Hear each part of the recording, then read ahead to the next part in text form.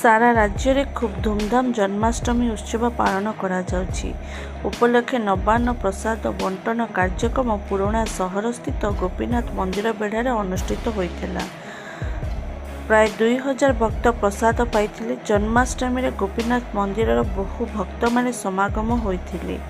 ଅଧିକା ମହିଳାମାନେ ଠାକୁରଙ୍କୁ ଦର୍ଶନ କରିବାକୁ ଆସିଥିଲେ। ପ୍ରବଳ ଭିଡ଼ ଓ ସାଇ ପ୍ରସାଦ ଖାଦ୍ୟ ରଥ ଓ ରେଡ୍କ୍ରସର ମାନେ ପ୍ରତିବର୍ଷ ଭଳି ଆଜି ମଧ୍ୟ ଚରୁଅନ୍ନ ବାଣ୍ଟିବାକୁ ଦେଖିବାକୁ ମିଳିଥିଲା।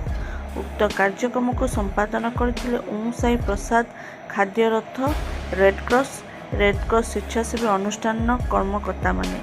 ରେଡ୍କ୍ରସ ସ୍ୱେଚ୍ଛାସେବୀ ଅନୁଷ୍ଠାନର ଆବାହକ ସନ୍ଧ୍ୟାରାଣୀ ମହାପାତ୍ର, ଉପଦେଷ୍ଟା ବିଭୂତି ଭୂଷଣ ପଟ୍ଟନାୟକ ସମସ୍ତ କାର୍ଯ୍ୟକ୍ରମକୁ ପରିଚାଳନା କରିଥିଲେ। ନୟାଗଡ଼ରୁ ଦୀପକ କୁମାର ଦାସ, ଓଡ଼ିଶା ଖବର।